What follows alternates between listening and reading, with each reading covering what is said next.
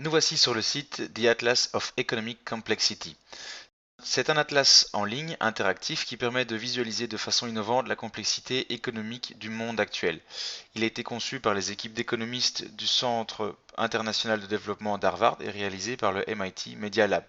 L'atlas s'appuie sur les données du commerce extérieur de 1000 produits différents échangés par 128 pays entre 1962 et 2012. Les informations fournies sur ce site proviennent de deux sources. La première est the Center for International Data du département des économies de l'Université de Californie, Davis, ainsi que l'Organisation des Nations Unies via Comtrade, Commodity Trade Statistics Database. Pour accéder à ce site internet, vous pouvez passer via l'atlas numérique enrichi des éditions Erasme. En page 12, vous retrouvez un lien ici.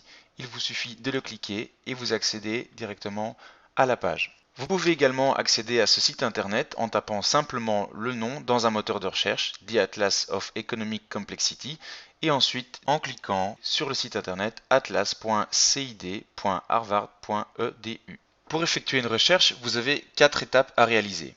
La première est de sélectionner un pays que vous voulez étudier. La seconde est de choisir si vous voulez visualiser ses exportations ou bien ses importations.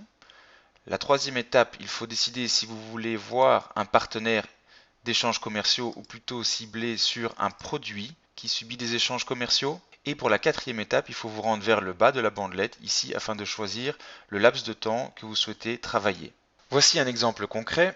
J'ai choisi la France, ses importations en pétrole brut entre 2007 et 2014. Je peux donc choisir de le visualiser sous forme de ce tableau-là, ce qu'ils appellent Tree Map.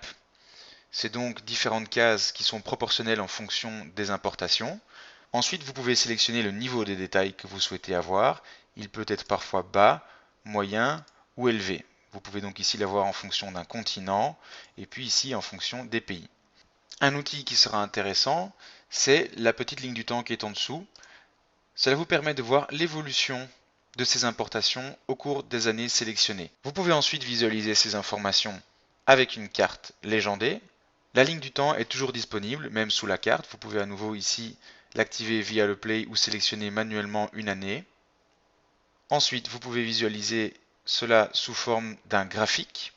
Dans le cas du graphique, la ligne du temps en dessous propose une interactivité différente étant donné que l'axe des X correspond aux années. Vous pouvez donc décider d'allonger ou de raccourcir la période sur laquelle vous voulez travailler sur votre graphique.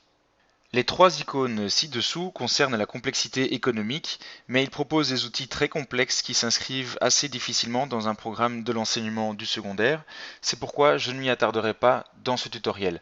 Néanmoins, en point 6, je vous renverrai vers un PDF qui vous permettra de comprendre et de connaître ces différents outils. Sur la droite, vous disposez de différents liens vous permettant de partager les résultats de votre recherche sur les réseaux sociaux ou via mail. Et un peu plus bas, vous pouvez télécharger le résultat de vos recherches, soit les tableaux, les cartes ou les graphiques, sous différents formats comme PDF, PNG ou SVG. Concernant l'application concrète en classe de cet outil, voici 2 exemples. Le premier est repris du programme de sciences humaines de l'enseignement libre en 5e année, dans le cadre de la thématique qui porte le nom « Porter le regard de la géographie sur la dépendance énergétique de l'Union européenne ». Avec par exemple l'écran affiché pour le moment, on peut donc voir la dépendance de la France en ce qui concerne le pétrole brut. Et donc on peut voir qu'elle dépend de l'Arabie Saoudite, de la Russie à hauteur de 11%, du Nigeria, etc. Cela peut permettre de faire pas mal de liens et donc on peut travailler sur de nombreux pays de l'Union européenne qui sont repris dans la liste ici. Le second exemple est repris du programme de l'enseignement libre en 6e année. Dans la séquence sur un conflit, où on doit travailler les enjeux et acteurs, les stratégies de grande puissance, les institutions internationales, l'accès aux ressources, ainsi que la géopolitique de l'énergie, c'est peut-être ce dernier point qui peut être intéressant à travers ce site. À nouveau en travaillant peut-être sur les importations, les exportations avec les différents pays avec lesquels il existe des tensions géopolitiques. Pour un petit coup de main concernant la prise en main, vous pouvez cliquer sur le bouton Help en bas à gauche ici et avec 5 petites explications, ils vous font faire le tour des différentes fonctionnalités du site internet. Donc ceci est assez limité.